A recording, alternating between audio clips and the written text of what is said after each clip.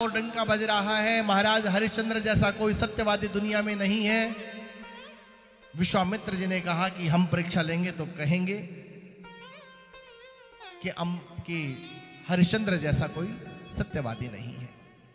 भगवान ने कहा थोड़ा संभल के लेना परीक्षा विश्वामित्र।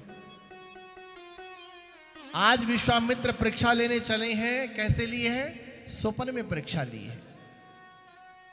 महाराज हरिश्चंद्र सो रहे हैं और सोते सोते स्वप्न आया कि एक ब्राह्मण अपनी पत्नी के साथ, अपने बच्चे के साथ कहीं जा रहा है और उसका बालक रो रहा है।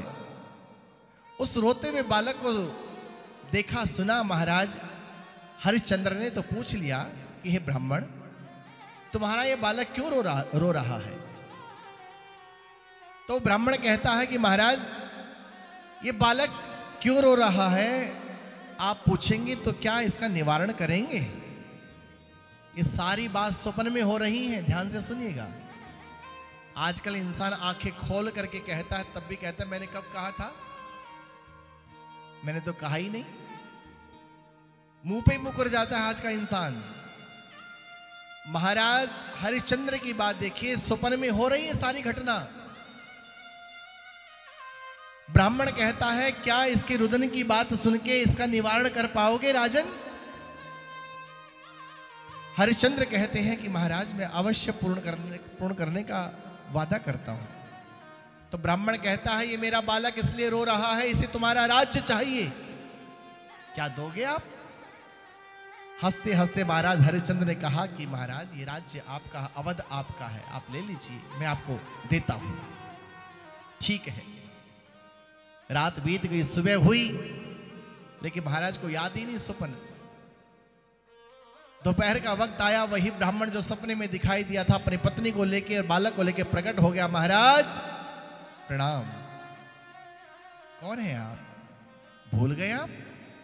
आज रात्रि में याद करो, आपको एक स्वप्न आया था, स्वप्न में मैं आपको दिखाई दिया था, ये मेरा बालक रो रहा था और मेरे रोते रोते बालक ने जब आपसे राज्य मांगा था तो आपने हंसते हंसते दे दिया था राजन।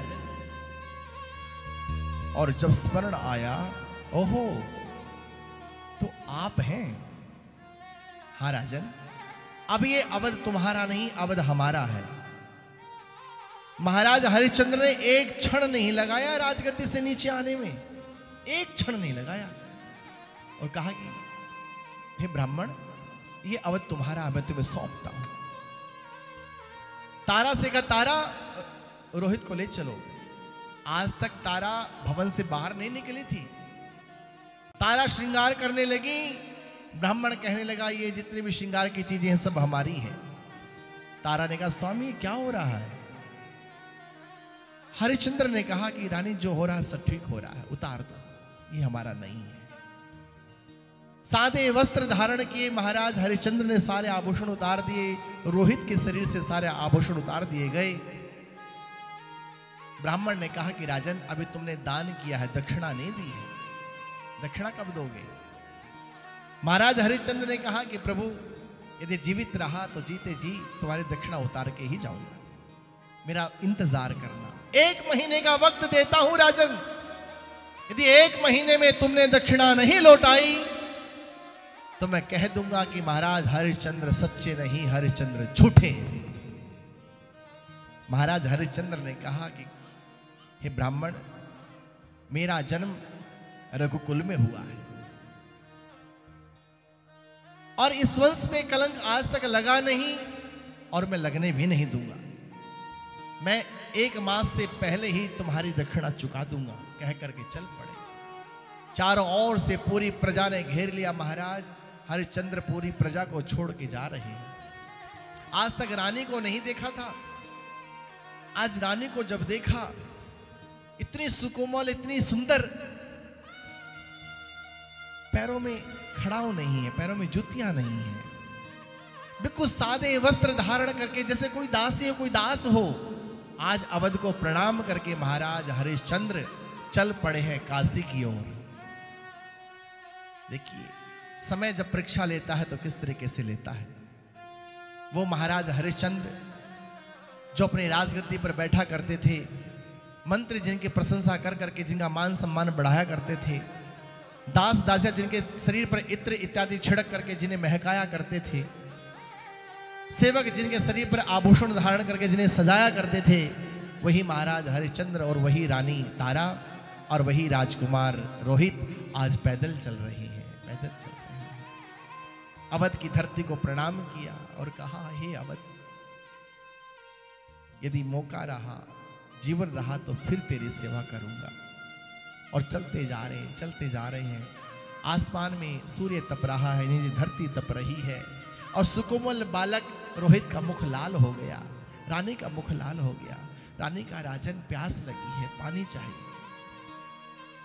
राजा ने कहा, थोड़ा और चल लो, क्योंकि हमें जल्दी से जल्दी दक्षिणा चुकानी है।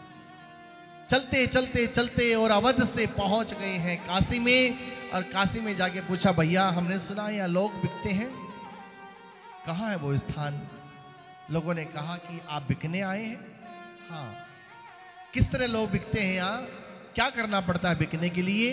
तो लोगों ने कहा, वो जो फूस है, वो जो घास है, उसे उठा के अपने माथे पर रख लो, खरीदने वाला जान जाएगा कि तुम बिकने के लिए आए हो।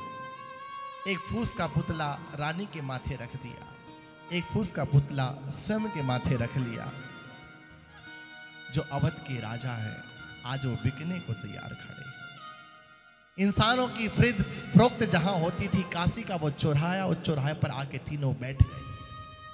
भूख प्यास से व्याकुल रोहित कहता, पिताजी मुझे भूख लगी है।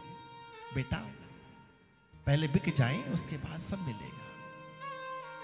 कई रोज हो गए खाए हुए, पानी पी पी करके गुजारा कर रहे हैं।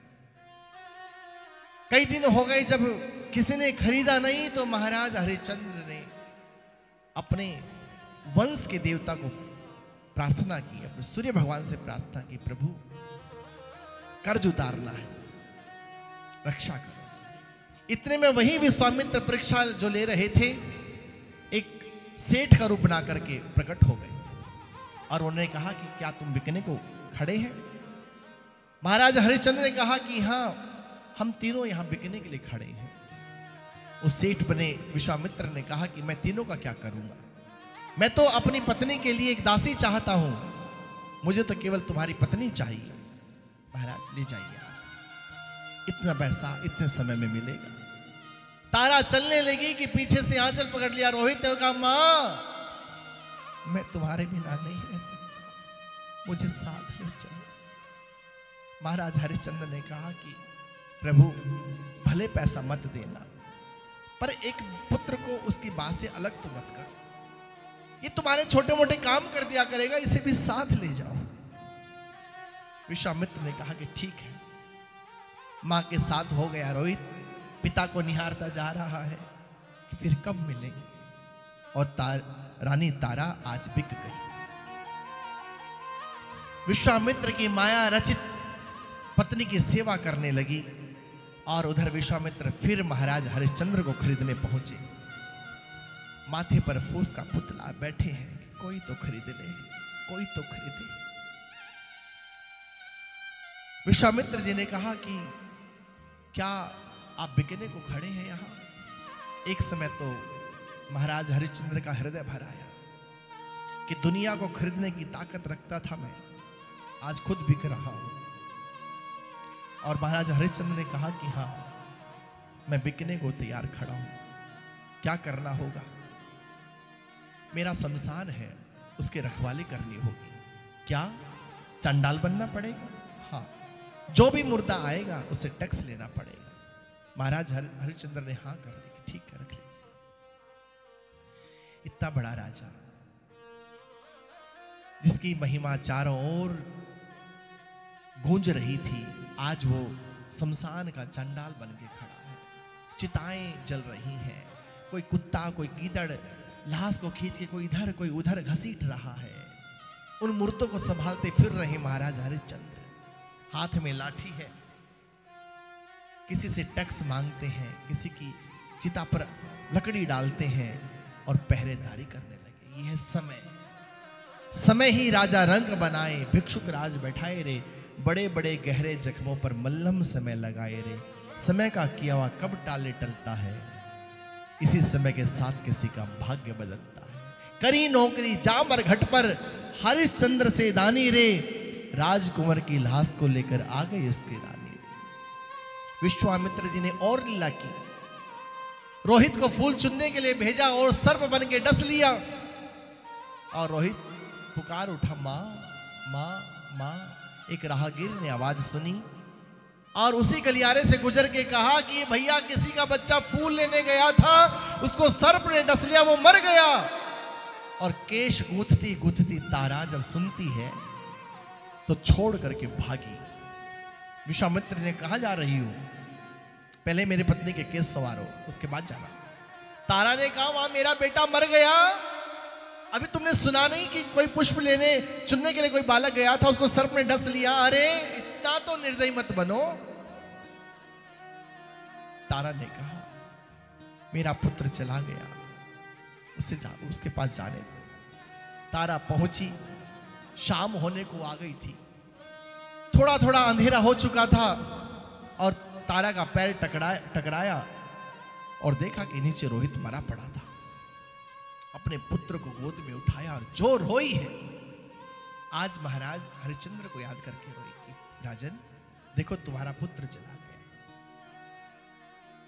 रोहित को गोद में लेकर के अब शमशान की ओर बढ़ चली है, क्योंकि रात नहीं बितानी है, वरना यदि मैंने रात बिताई तो ये व्यक्ति मुझे नौकरी से निकाल देगा, फिर कौन खरीदेगा, फिर मेरे महाराज का कर्ज कैसे चुकेगा। यही सोच करके रानी तारा अपने पुत्र को उठाती है और चल पड़ती है शमशान की ओर। शमशान के धुएं से गौर वर्ण महाराज हरिश्चंद्र का काला पड़ गया, लंबे लंबे केस हो गए, भूख प्यास से शरीर बूढ़ा बूढ़ा दिखाई देने लगा। और आधी रात के मध्य जब पहुंची है, तारा जलाने के लिए प्रार्थना करती है कि दूर से एक व्यक्ति हाथ में लाठी लेकर के आया और कहता है कि ये तुम्हारा पुत्र मर गया। तारा कहती कि हाँ, अब मैं इसका संस्कार करने आई हूं। देवी टैक्स लाई हो साथ में, और जब टैक्स की बात की है महाराज हरिश्चंद्र ने, तो रुदन करने लगी और कहती है कि महाराज मेरे पास मेरी सांस है टैक्स देने के लिए, कहो तो निकाल दूं, और मेरे पास कुछ नहीं। और विलाप करती हुई कहती है महाराज हरिश्चंद्र आज आप कहां हैं, देखो मेरी दशा, आपके पुत्र की दशा, ये समय और कितनी परीक्षा लेगा हमारी। जैसे ही हरिश्चंद्र का नाम लिया कि महाराज हरिश्चंद्र ने ध्यान से देखा और कहा तारा, और तारा ने देखा कि मेरा नाम लिया किसी ने और मुखमंडल की ओर निहारा, तो पुत्र के मरे का दुख भूल गई। महाराज की दशा देख करके इतनी भयानक दशा। तारा ने कहा स्वामी ये क्या हो गया हमारे साथ। महाराज हरिश्चंद्र ने देखा कि मेरा पुत्र मर गया। अब पुत्र भाव, पिता का भाव पुत्र के प्रति जागृत हुआ और कहा तारा अब समय ने जो करना था कर दिया, अब अकेला रोहित नहीं मरेगा, हम अपना वचन पूरा नहीं कर पाए, हम अपने प्राणों का त्याग करते हैं। चिता लगाई गई, चिता तैयार की गई, और दोनों अपनी गोद में रोहित को लेकर के बैठे। जैसे ही अग्नि लगाने ही वाले थे कि लोक पिता ब्रह्मा प्रकट हो गए, महादेव प्रकट हो गए, साक्षात नारायण प्रकट हो गए और कहा महाराज हरिश्चंद्र बस करो, यदि तुम्हारी चिता में अग्नि लगी तो ये सारी धरती जल उठेगी। हे राजन, तुम जैसा सत्यवादी ना तो कोई हुआ था, ना कोई हुआ है, और ना ही संसार में कोई होगा। विश्वामित्र जी प्रकट हो गए, सारा देव समुदाय प्रकट हो गया और विश्वामित्र जी ने क्षमा मांगी। राजन, ये सब एक लीला थी, लेकिन आप जीवन की इस कसौटी पर खरे उतरे, आपको प्रणाम है, प्रणाम है। और जब से कहा जाता है कि महाराज हरिश्चंद्र जैसा सत्यवादी ना तो कोई हुआ था, ना कोई हुआ है, और ना ही कोई